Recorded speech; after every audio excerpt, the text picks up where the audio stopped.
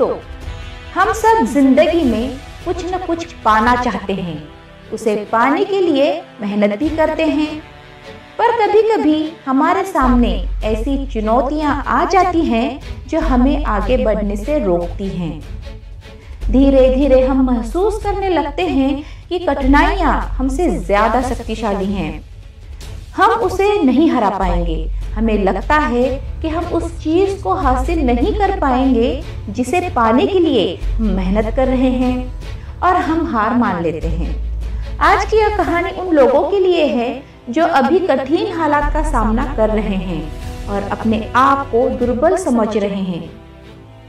देखिए, जीवन कठिन हो सकता है, समस्याएं आपको नीचे गिरा सकती हैं, लेकिन अगर आप अंत तक बने रहते हैं तो आप यकीनन जीत जाएंगे। दोस्तों, आज की कहानी फ्लोरेंस चैडविक की है और उनकी सफलता के 3 मंत्र भी हैं। तो बढ़ते हैं अपने कहानी की ओर। फ्लोरेंस चैडविक की उम्र 34 वर्ष की थी जब उसने कैटलिना द्वीप से कैलिफोर्निया की तटरेखा तक, जिसे कैटलिना चैनल कहते हैं, 21 मील तैरकर पार करने का निश्चय किया। किसी महिला द्वारा कैटलिना चैनल पार करने का यह पहला प्रयास था।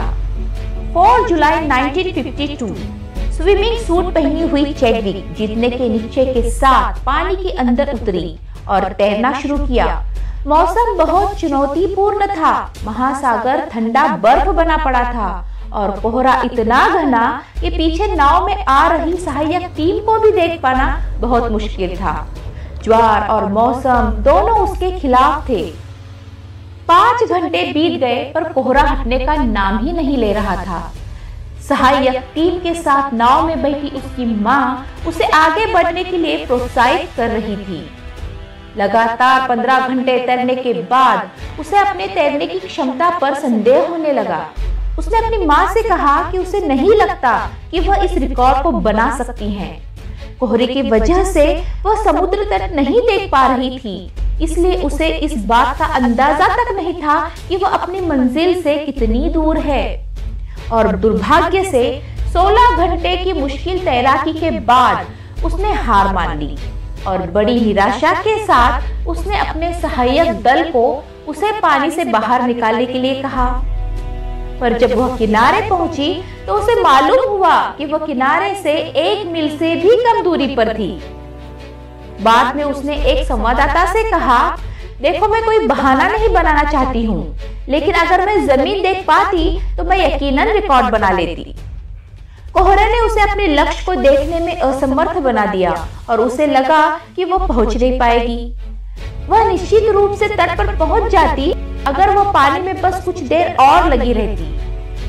इस असफल प्रयास के 2 महीने बाद उसने फिर से कोशिश की, और हालांकि इस बार भी धुंध बहुत घनी थी, लेकिन इस बार जब वह खुद को धक्का दे रही थी तो उसके दिमाग में तटरेखा की मानसिक छवि थी, और न कि केवल वह सफल रही बल्कि कैटलिना चैनल को तय कर पार करने वाली विश्व की पहली महिला बनी।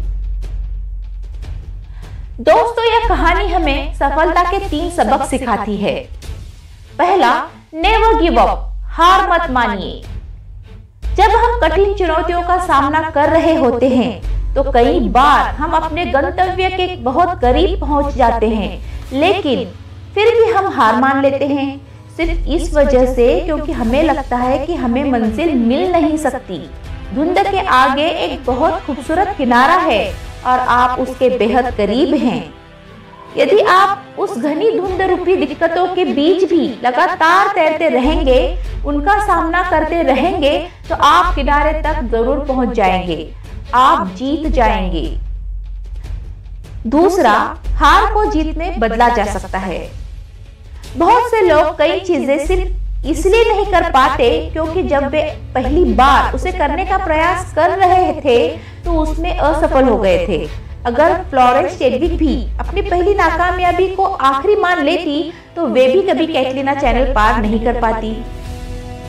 उनकी तरह हमें भी हार की निराशा को जीत के जोश में बदलने के लिए तत्पर रहना चाहिए। अगर आप किसी भी सफल व्यक्ति की जीवनी पढ़ेंगे तो आपको 2 बातें सभी में एक जैसी देखने को मिलेंगी। पहली, हर व्यक्ति ने अपने जीवन में कभी न कभी असफलता का सामना किया है, और दूसरी, हर सफल व्यक्ति ने हार का सामना करने के बाद दोबारा कोशिश की है। चैडविक ने भी वही किया। पर इस दुनिया में ऐसे कई लोग हैं जो अपनी मंजिल पाने के लिए पूरी जान लगा देते हैं। उसके बाद भी जब उन्हें मंजिल नहीं मिलती तो वो हार मान लेते हैं। देखिए, हार मानने में कुछ बुरा नहीं है, लेकिन सिर्फ तब तक जब तक कि आप दोबारा कोशिश करना नहीं छोड़ते। जब भी हम बड़े लक्ष्य निर्धारित करते हैं तो अस्थायी हार और बाधाएं अनिवार्य होती हैं। सिर्फ इसलिए क्योंकि आप एक बार असफल रहे हैं, इसका मतलब यह नहीं है कि आप हमेशा के लिए असफल ही रहेंगे। कभी भी कोशिश करना मत छोड़िए, क्योंकि यदि आप आगे बढ़ते रहेंगे तो आपको कभी न कभी सफल होने का मौका मिलेगा।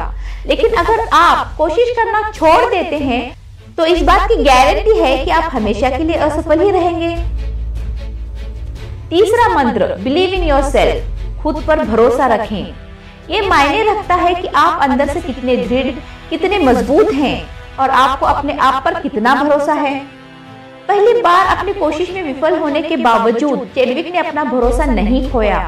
उसे यकीन था कि वह चैनल क्रॉस कर सकती हैं, और इसी सेल्फ बिलीव की ताकत से वह दूसरी कोशिश में चैनल पार कर गई।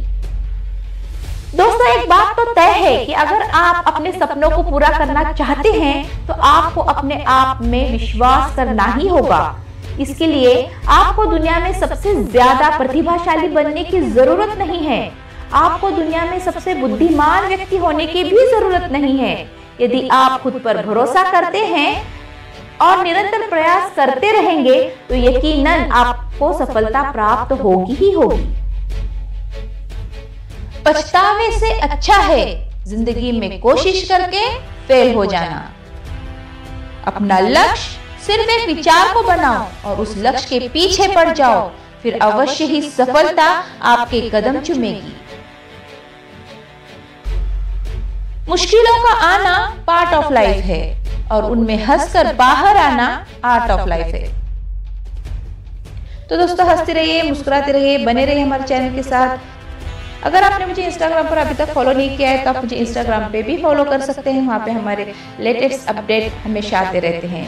तो follow me on Instagram, link is in description. मिलते हैं अगली वीडियो में, तब तक के लिए धन्यवाद।